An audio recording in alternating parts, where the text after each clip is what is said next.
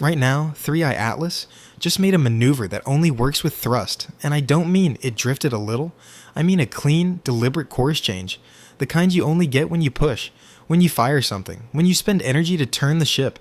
Except 3IATLAS has no engines, no fuel lines, no exhaust, so when the trajectory bent anyway, the first reaction was predictable. They called it noise, a tracking hiccup, a calibration issue, just numbers arguing with each other, nothing more. Because that's the safest story you can tell when the alternative is worse. But here's the problem. Random errors don't make sharp decisions. Errors smear data. They wobble it. They don't draw a clean curve like a signature. And this curve didn't look messy. It looked like intentional, like someone corrected the path on purpose. If you've ever watched a spacecraft do a flyby, you know the difference. Gravity bends you smoothly like a hand guiding a marble around a bowl. This wasn't that. This was more like a tap. A controlled push at the exact moment needed to reshape the whole route. And yes, I can already hear the easy answer. Maybe it vented gas. A comet can spit material and get a tiny nudge. That happens. That's real physics. But the numbers here don't match a casual puff of vapor drifting off a dirty snowball. Because the direction of the change matters. It didn't just speed up or slow down. It changed vector. It turned as if it had a steering wheel. And for a natural rock, that's not weird. That's almost too clean to be natural. Now think about what that implies. For an object to turn like that, it needs reaction mass. It needs something to throw backward. That's thrust. And thrust means control. Control means choice. And choice means the motion isn't just falling through space. This is where most people lose the thread, so I'm going to keep it simple. Gravity is free. If you don't touch anything, gravity writes your story for you. Thrust is expensive.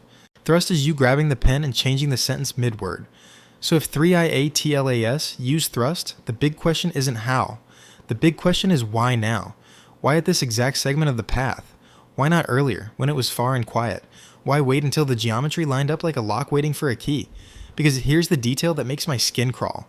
The maneuver happened close to a region where space is already violent. Not empty, not calm. Near the kind of environment that can hide things in plain sight. Near Jupiter's domain. Jupiter isn't just a planet, it's a system. A giant with a magnetic field that can swallow signals, flood detectors, and turn clean measurements into static. If something wanted to do a subtle maneuver without being watched, Jupiter is where you do it. And right after the bend, the tracking got inconvenient. A short dropout, a delay in clean confirmation. Not long enough to scream emergency, but long enough to break continuity. Like a magician snapping his fingers right when your eyes should be on the hand. When the data came back, the new trajectory wasn't random. It wasn't drifting into nowhere. It aimed toward a corridor, a narrow route where gravity, radiation, and noise all overlap. A place where the sky is crowded and the background is loud. This is the part nobody likes to say out loud because it sounds like paranoia. But if you wanted to move through the solar system unseen, you wouldn't run from the chaos. You'd hide inside it. You'd wrap your behavior in the natural violence of a giant world. Now, people keep treating 3IATLAS like a comet, like a visitor that wandered in, got lit by the sun, and left. But this object doesn't behave like a tourist. It behaves like something with a schedule. Not a destiny, a schedule. And schedules have checkpoints. They have timing windows. They have moments when you either burn and correct or you miss the entire route. The way this maneuver snapped into place, it looked like it hit a window that was closing. Let me put it another way. Imagine you're throwing a dart. A normal rock is a dart you tossed once and forgot. It lands wherever physics decides. But this was a dart that adjusted mid-flight, just enough to land on a very specific board. So what did it aim for? You'd expect the answer to be a moon, or a ring, or a slingshot path. Something obvious. But the targeting didn't match the usual tourist attractions. It matched something quieter, a point that doesn't show up on pretty posters. That's when the second layer of the story starts to show. Because in the hours after the maneuver, there were tiny anomalies and background readings around that corridor. Not a big flash, not a spectacular explosion, just a faint mismatch. A mismatch like, there should be nothing here, but the sensors act like something is. Like a shadow without an object, like pressure in a room that looks empty. The kind of sign you normally blame on bad instruments until it repeats, and repetition is the enemy of denial. One glitch is a shrug, 2 glitches are annoying, 3 glitches start to look like a pattern, and when a pattern shows up, the question changes from is it real to what is it doing? Now, I'm not telling you a monster is hiding next to Jupiter. I'm telling you the math is showing a missing piece. The kind of missing piece that can bend a path without leaving a visible fingerprint. Because if there really was thrust, then either 3IATLAS has a mechanism we don't see, or it used something external, something to push against, something to exchange momentum with, a handle in space. Here's where it gets weird. Space doesn't give you handles. There's no air to push on, no ground to kick. You either throw mass behind you or you borrow gravity from something big. That's the entire game, but the maneuver didn't look like it borrowed gravity. It looked like it borrowed contact. Not physical contact like a crash, contact like a field, like a tether you can't see, like something grabbed it for a heartbeat and then let go. If that sounds impossible, good, it should, because it is impossible in the clean version of our solar system where every object is cataloged, mapped, and understood. The only way it becomes possible is if the map is missing something, and missing things in the outer system isn't science fiction, it's normal. We miss small bodies all the time. We miss dark bodies. We miss cold bodies. We miss objects that don't reflect light and don't glow much at all. So when I say it had no engines, I want you to hear the deeper meaning. No engines means no obvious source of thrust. It does not mean no capability. It means whatever did this wasn't built to be obvious.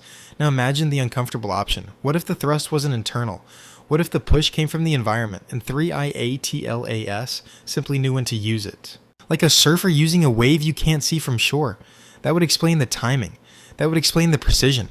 That would explain why it moved like a controlled object without showing any classic exhaust plume. And if that's true, then the next question becomes unavoidable. How many times has it already done this? Before we started paying attention, how many small corrections were dismissed as noise because nobody expected a visitor to behave like a vehicle? And if this was only the first clear one, then we're standing at the beginning of a larger story, because a single maneuver can be chance, but an object that can maneuver at will becomes something else entirely. It becomes a traveler with agency, a thing that can choose its encounters, a thing that can select where it passes, what it brushes, what it avoids, and what it approaches. And near Jupiter, that choice matters more than anywhere else, because Jupiter is a gate, a kingpin of gravity, a place where you can steal speed, lose speed, flip your path, or vanish into deep space on a new line. If you can steer there, you can redraw your entire future. So yes, 3IATLAS just performed a maneuver that shouldn't exist without thrust, and that maneuver happened exactly where a smart object would do it if it wanted to disappear inside noise, bend its route, and aim for something hidden. Now you're probably asking the same thing I'm asking. If it wasn't engines, what was the push? And if it wasn't random, what was the target? Good. Because the next piece of this story is where the silence around Jupiter stops looking natural. The first thing they did after the maneuver was the oldest trick in science. They tried to make it disappear, not by deleting it, but by renaming it until it sounded harmless. They called it instrument drift, a star field mismatch, a timing offset, anything boring enough that your brain stops caring before the implications even form. But inside the raw tracking, the curve stayed like a scar, a tiny bend that belonged to thrust, not gravity, sitting exactly where a passive object should obey. And the timing made it worse, because it didn't smear across hours like noise usually does. It snapped into a narrow window, like someone waited for a door to unlock. That door was Jupiter's neighborhood, the loudest place in the solar system for clean measurements, where magnetism, radiation, and glare can make even good instruments stutter. If you ever wanted to hide a move, you do it near Jupiter, because Jupiter turns the room into static, and static is where patterns go to die quietly. Except the pattern didn't die, it multiplied, because right after the bend, the environment around the new corridor stopped looking smooth and started looking bitten. Not a bright flash, not a spectacular flare, but a dim notch in background readings, like something was absorbing what should have reached the sensors. Dust doesn't do that cleanly. Dust makes everything messy, smoky, uneven. This looked shaped like it had edges, and edges are the one thing nature usually avoids. So the next excuse arrived right on schedule.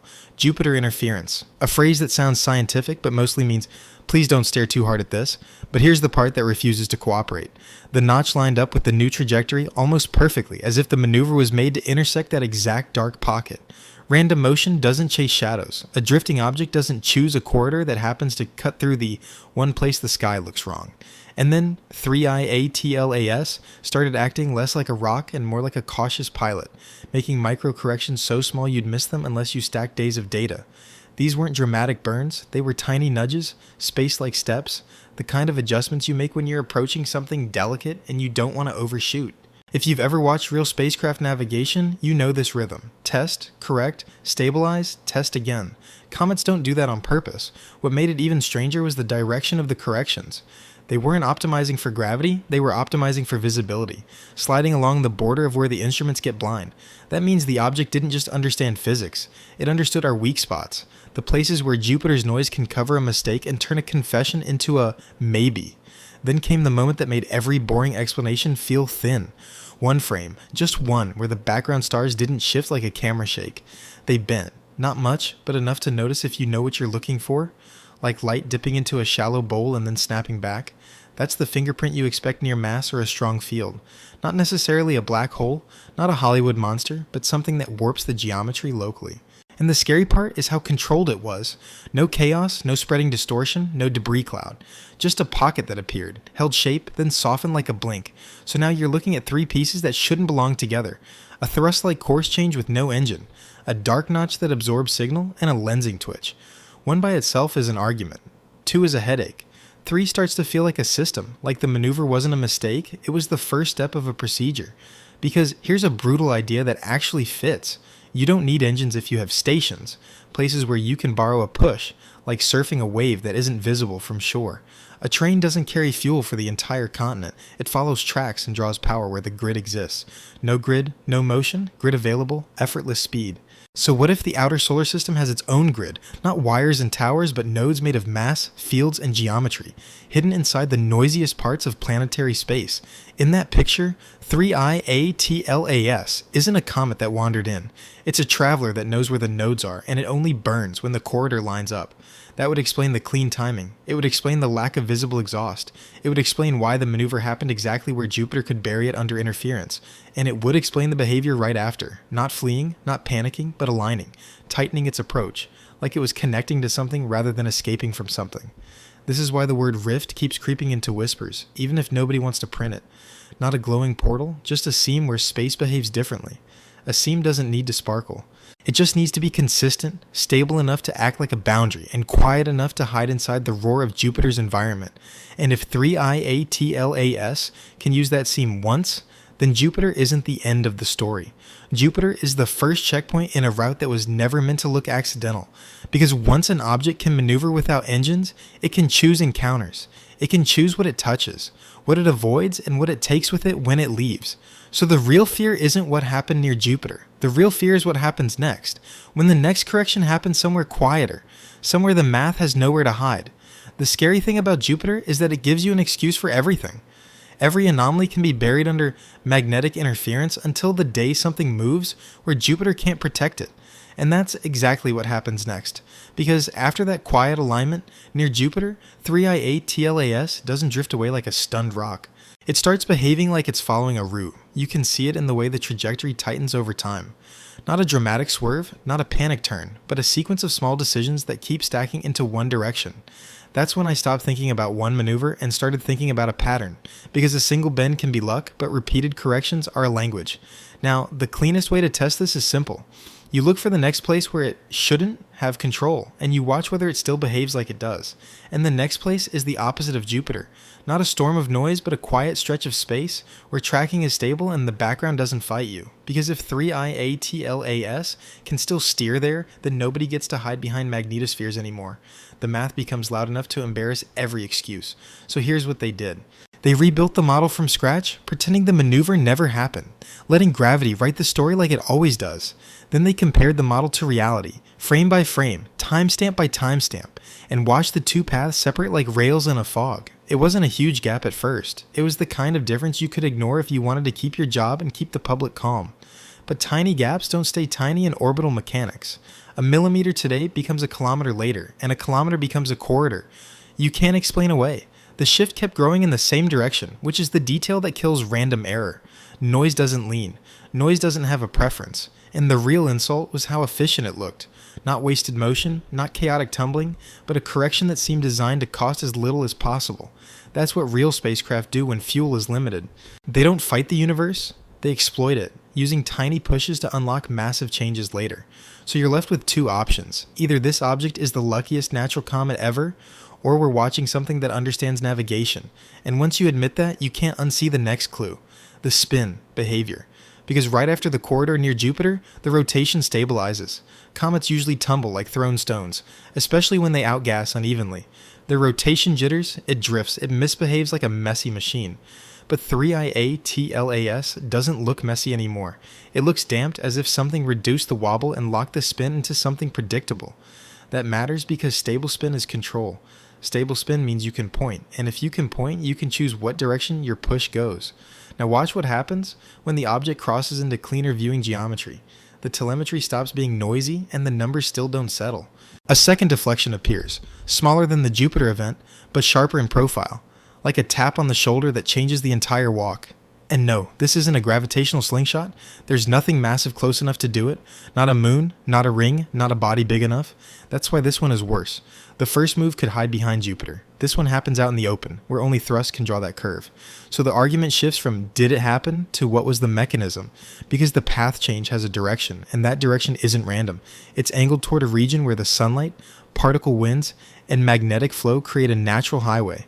A place where fields are strongest. Most people don't realize how physical those invisible fields are. They don't just sit there like wallpaper. They push and shape charged particles. If you could couple to that flow, even briefly, you could get a shove without firing an engine. Not with flames, but with interaction. That's the terrifying elegance of it. A thrust-like maneuver without exhaust, because the exhaust is the environment itself, redirected like a river. And if that sounds far-fetched, remember this is exactly how solar sails work. No engine, no fuel, just pressure and geometry doing the work. Except a sail is visible, and this object shows no bright sheet, no obvious structure, nothing we can point at and say, that's the device. So you have to imagine something subtler. Something that only needs to exist for seconds, then fold back into whatever shape looks like a normal comet. A field cage, a charged sheath, a temporary skin that interacts with plasma like a hand in water, steering by resistance you can't photograph. Now put that next to the earlier dark notch near Jupiter, a region that absorbs signal, holds edges, and behaves like space got stitched wrong. If those notches are real nodes, then 3IATLAS isn't just steering through space. It's steering between doors that only open on schedule. And schedule is the word that keeps coming back. Because after the second deflection, the object lines up for a very specific geometry ahead. Not a random arc, but a corridor that threads between influences, like it's avoiding being pinned down by any one gravitational master. That's how you travel if you don't want to be captured, slowed, or forced into predictable observation windows. You move where tracking is hardest. But here's the twist. The next corridor isn't hard because of Jupiter. It's hard because of us, because of where our eyes don't look often. It angles toward a patch of sky crowded with background clutter, where object detection is naturally harder and false positives drown the truth. So even out in quiet space, it still chooses noise, just a different kind of noise. Not magnetic roar, but visual camouflage. And if you think that's coincidence, ask yourself one honest question. When was the last time a rock tried to hide in a crowd? That's why the next phase isn't about motion anymore. It's about intent. Because once you see selection, you can't pretend it's just physics. The object isn't simply inbound, it's threading the needle, making choices that minimize exposure, choices that look like experience, not accident. So now the right question isn't, does it have an engine? The right question is, what is it trying to reach without being seen? Because a maneuver costs effort, even if it borrows a field. You don't spend effort unless there's a payoff, a target worth the risk. And the target won't be a planet like a tourist postcard. It will be something you can use. Something that changes the next leg of the journey, a cache, a node. A place to refill, recalibrate, or anchor, without leaving a bright signature that forces the world to look up. That's why I keep calling Jupiter the first checkpoint. Not because it's the biggest planet, but because it's the first place the map looks incomplete. And once the map is incomplete, everything becomes possible, including the worst possibility of all. That this route was drawn long before we noticed, because 3, IATLAS, isn't racing like an animal chased, it's moving like a courier on a deadline, efficient, quiet, and allergic to attention. So the next thing to watch is not the tail, not the brightness, not the headlines. It's the next correction, and whether it happens on a beat. Because if the maneuvers fall into rhythm, then this isn't a single mystery. It's a program running inside our solar system. The strangest part isn't that 3IATLAS can steer. The strangest part is that it doesn't steer randomly. It steers like it's following a beat it already knows. Once you start looking for rhythm, you stop chasing headlines and you start watching the quiet gaps, the tiny pauses where a correction should never happen, but somehow does. Because natural objects don't correct on schedule. They react, they flare, they wobble, they get pushed around by sunlight and gravity like leaves in a current. But 3ILATLAS isn't reacting like a leaf anymore. It's behaving like a craft conserving options, changing just enough to stay free, never enough to look dramatic. So the analysts did the only honest thing. They plotted every microshift as a time-stamped event, then they stacked them and tried to see if they formed a pattern. At first it looks like noise because the changes are small and the solar system is messy. But then you notice the spacing between them is not messy at all. Not perfectly equal, not a metronome, but close enough to feel intentional, like a system that checks itself, stabilizes, then checks again. And here's the part that should make you uncomfortable. The corrections line up with observation windows, not all of them, but enough to look like avoidance. Not running away, avoidance. More like someone choosing to move when our eyes blink, when the tracking geometry is worst, when the background clutter is loudest. That's not how nature hides. Nature doesn't care if we're looking. Only something that understands being watched chooses the moments when watching is hardest. Now imagine the motive behind that behavior. If you're just passing through, you don't need to be careful. You don't need to plan around telescopes. But if you're doing something specific, then every clean observation is a risk. Every bright, simple measurement is a chance to expose what you really are. So the route begins to look less like a random curve and more like a thread pulled through a needle, avoiding the sharp points, slipping through the soft spots. And this is where Jupiter comes back into the story, even when 3Ia TLAS isn't near Jupiter anymore, because that first node taught it something. It taught it that the solar system has places where physics is loud and places where physics is quiet, and a smart traveler uses the loud places as cover. But you can't live in cover forever. Eventually you have to cross clear space, the kind of clean corridor where tracking turns sharp and errors can't hide. That's when the rhythm matters most, because the next correction, outside Jupiter's noise, isn't just a curve. It's a message that says, this is not luck. And that's exactly what started showing up. A pair of deviations that mirror each other, like the object tested a left boundary, then tested the right boundary. That's not a random shove from outgassing. Outgassing is messy. It depends on sunlight, it flares when you least expect it. This looked like a planned scan. A scan like you do when you're mapping a field you can't see directly, feeling the shape of it by gently touching it from different angles. Now here's the question nobody likes, because it's too sharp. What field is it scanning, and why does that field exist where nothing should be built? Because if the outer system is just empty space, plus planets, there's nothing to map except gravity wells. But this looked like boundaries with edges. Edges imply design, or at least structure, and structure implies something holding it in place. Something stable enough to remain while an object returns to it. And that leads to the next uncomfortable idea. What if the nodes are not temporary events, not storms, not random pockets of plasma, but fixed stations? Not stations you dock to with clamps and bolts, but stations you interact with through geometry, through fields, through invisible rules that still move real mass. If that sounds impossible, remember how many things once sounded impossible. Radio waves were impossible. Landing on a comet was impossible, until it wasn't. So the teams tried to do the most basic check. They searched old archives for similar distortions, not in images of 3Ia TLAS, but in the region itself. And that's when a small, brutal detail appeared. The same sky patch had weirdness years ago, faint, dismissed, written off as sensor quirks. It wasn't obvious, not dramatic, not enough to become a paper headline, but it was there. The same dim notch behavior, the same slight bending. That means the environment might have been strange long before 3Ia TLAS arrived, which kills the simplest comfort story that the object caused everything. Because if the seam existed first, then 3Ia TLAS didn't create it. It found it. And finding something implies you knew to look or you were guided to it. Now, the story stops being a comet behaving oddly and becomes a traveler using infrastructure we didn't know was in the neighborhood. And the most dangerous word in that sentence is infrastructure.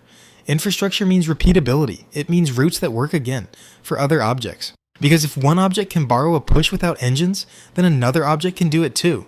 Maybe smaller, maybe darker, maybe already here. So the next step was to check for companions. Not visible companions, but statistical ones. Tiny correlations in background noise that move together over time.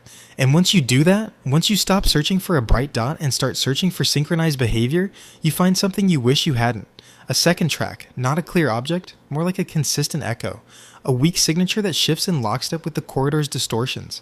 It doesn't show up as a comet. It shows up as a recurring absence, a tiny missing piece of signal, as if something is present and absorbing the edge of light. Most people would call that nonsense until you realize it repeats. It repeats with the same cadence as the micro-corrections, like two systems sharing a clock. And that's the first time the word alone becomes hard to say. Because an object doesn't need allies to move, but it does need references to navigate precisely. If you're traveling between nodes, you need markers, a way to confirm your alignment, a navigator, a beacon, a silent partner that never enters the spotlight. The behavior fits a two-part system.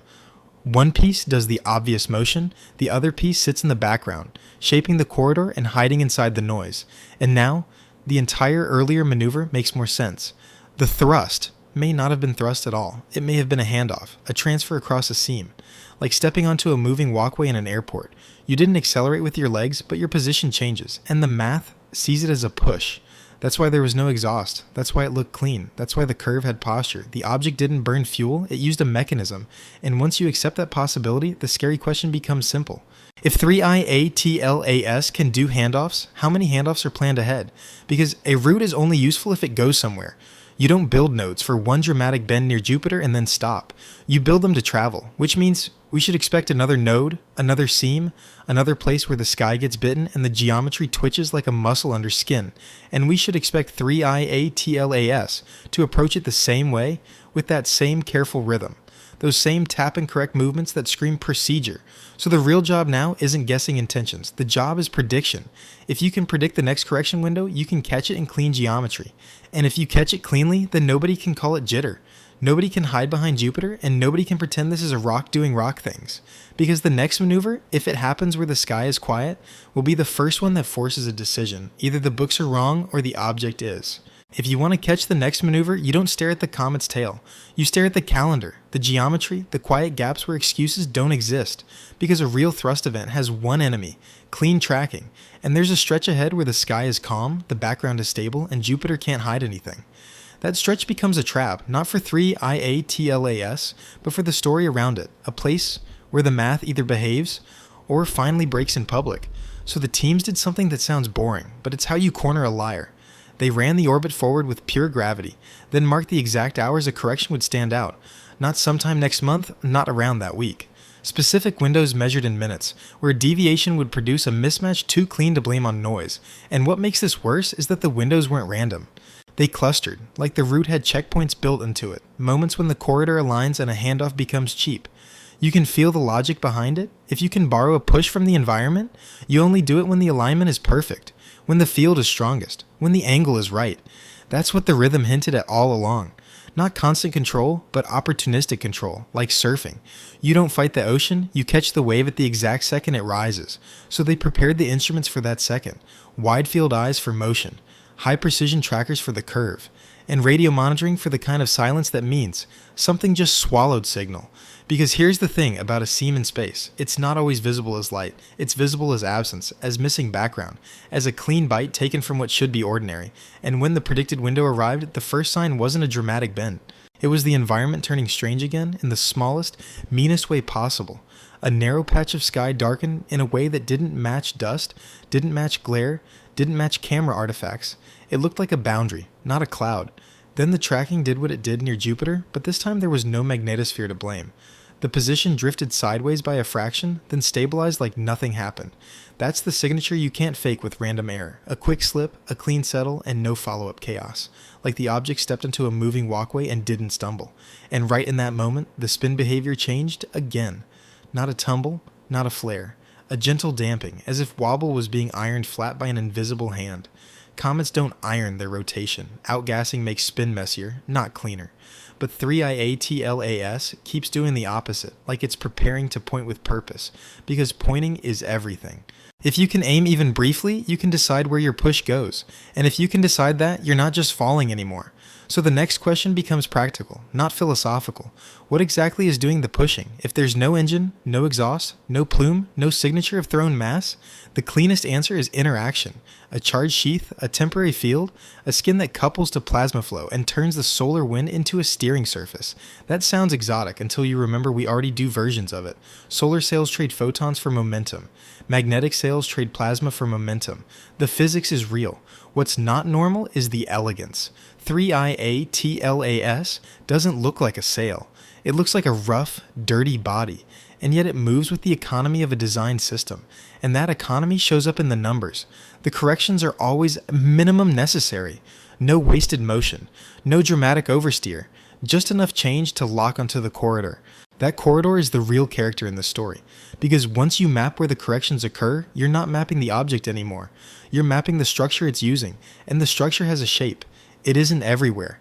It shows up in certain regions with certain alignments, like it's anchored to the solar system, not traveling with the comet, which means the corridor is waiting. It was waiting before 3IATLAS arrived, and it will keep waiting after it leaves, like a door that opens on a schedule. Now picture the implications. If there's one door, there can be more. Not thousands, not a fantasy network, but enough to build a route from the outer dark to the inner system. That's why the next piece of analysis is terrifyingly simple. You stop asking, what is 3IATLAS? And you start asking, where does this corridor lead next? Because a handoff without a destination is pointless. A traveler doesn't pay risk for nothing.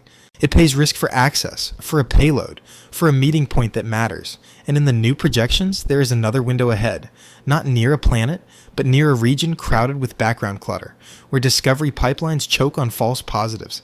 It's the kind of place where a dim object can hide inside star fields, where motion is slow, and where detection algorithms hate their own confidence. So if you were planning a second correction, that's where you'd do it. Not because the physics demands it, but because the observers do. And the behavior of 3IATLAS supports that suspicion. Its brightness profile stays stubbornly normal, like it refuses to flare up and become an easy target. A natural comet, warming up, often changes its activity with distance. It breathes, it coughs, it surprises you. This one stays disciplined. Discipline is what makes people whisper control. Not a roaring control, not science fiction theatrics, but the quiet kind that looks like restraint. Then the second track appeared again. That faint echo in the data, the recurring absence that moves like a partner shadowing the corridor. It doesn't look like a bright companion object. It looks like a synchronized distortion. Like the corridor itself is being held open by something that stays off camera. And if that's true, then the corridor isn't a natural accident. It's maintained. Maintained means stable. Stable means reusable. Reusable means this has happened before. That's where the story becomes a timeline problem. If 3IATLAS is following a route, the route might be older than our telescopes, older than our catalogs, older than our certainty. We keep acting like we're watching a first-time event, but the motion feels rehearsed, like the object knows how long each segment takes and where each handoff lives. So now you understand why the next window matters more than the last two combined. If a correction happens there, in clean geometry, it becomes undeniable. Not in a conspiracy sense, in a physics sense, because physics is the one courtroom where excuses don't survive repeated time behavior. And if the next correction is undeniable, then the final question stops being, is this natural? The final question becomes, what is the mission? Because a drifting rock has no mission. A traveler with steering has a mission even if we don't like what it implies. So watch the corridor ahead. Watch for the dim notch. Watch for the brief swallow of signal, watch for the gentle spin damping that shouldn't be happening, and most of all, watch for the moment where the path slips sideways and settles cleanly, like the object grabbed something invisible and pulled itself forward. Because when that happens again, in the open, far from Jupiter's noise, we won't be debating glitches anymore. We'll be debating whether our solar system is empty the way we thought it was, or structured in ways we were never meant to notice. The second window didn't arrive like an explosion, it arrived like a quiet appointment, the kind you only notice if you've been staring at the clock for too long. You could feel the tension in the data before anything moved because everything was too clean. No Jupiter noise, no magnetosphere excuses, just calm space and sharp tracking. That calm is deadly for lies. In calm space, every tiny deviation becomes obvious and every glitch becomes a question you can't dodge. So when the corridor started reacting again, it wasn't dramatic, it was subtle. A thin patch of background dim like someone lowered a curtain by 1%. Most people would never see it, but you don't need a blackout. You need a boundary, a line where normal becomes slightly less normal and stays that way. Dust wouldn't hold a line like that. Glare wouldn't carve edges. Nature doesn't draw clean shapes unless something is forcing it, and that's the moment the math changed its tone. Not loud, not panicked. Just cold, like a door sensor clicking open. The predicted track and the real track separated by a fraction, then another fraction, then stabilized like the object found the lane it wanted. No oversteer, no wobble, no messy recovery. It slipped sideways and then behaved as if the new path was always the plan. That's what hurts the most. If this were chaos, you could blame the universe, but this looked like control using the universe as a tool. Now here's the part that turns your stomach if you understand navigation. The shift wasn't just sideways, it was angled to maximize what comes next. It tilted the future geometry, not the present. A move that costs almost nothing now, but pays off later, like a chess piece placed for a trap. That's how humans fly probes. We make tiny burns months before an encounter because late burns are expensive and noisy. So when 3IATLAS does the same thing, you stop calling it a comet and start calling it a planner, even if nobody wants that word in a report. And right after the slip, the corridor did something it hadn't done so clearly before. It tightened. The dim notch sharpened like a lens focusing. For a few minutes, the background looked slightly pinched, as if light was being guided, not scattered like space had rails you couldn't see. It wasn't gravitational chaos. There was no storm of debris. It was clean geometry, and clean geometry is never an accident at this scale. That's when the monitoring teams watch the radio noise, because radio doesn't care about pretty pictures. Radio cares about what space is doing, and the radio did the quietest, scariest thing possible. It dipped. Not a full blackout, not silence, but a neat bite taken out of the signal floor. It felt like something passed between us and the background, something that doesn't reflect much light but still eats enough energy to be noticed. This is where people want to say instrument fault again, but they can't because multiple systems saw the same dip at the same time. You can argue with one telescope, you can argue with one tracker, you can't argue with a chorus repeating the same note. So the corridor was real, at least as a behavior, a structure, a zone, a seam. Call it what you want, it kept doing the same thing on schedule. Then 3IATLAS did the boldest move yet, and it did it so calmly that it almost looked polite. It didn't just bend the path again, it changed the rate at which the bend happened, like it briefly gained authority over its own motion. The correction happened faster than a passive body should allow. Not violent, not sharp like a corner, but too decisive for a drifting rock. And still, there was no plume, no bright jet. No huge outgassing bloom that would explain a push in one direction. This wasn't a comet coughing gas. This was a vehicle making a minimal correction inside a field that does the heavy lifting. If you want a simple picture, imagine a boat on a river. It doesn't need a big engine if it knows where the current is strongest. You don't fight the flow, you angle the hull, and the river becomes your thrust. That's what this looked like, but in plasma and fields. So yes, the no engines story is still technically true.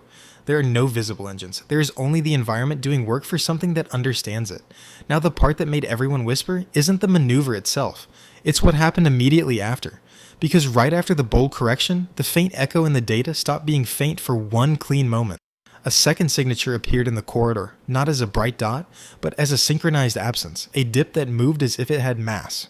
It was like watching a shadow slide across a wall, except the wall was the sky, and the shadow didn't belong to anything we can see, and the timing was perfect. The second signature peaked exactly when 3IATLAS stabilized its new path. That doesn't feel random. That feels like coordination, like two parts of a system reaching a handshake point. If you've ever watched two spacecraft rendezvous, you know the shape of that moment. One adjusts, the other confirms.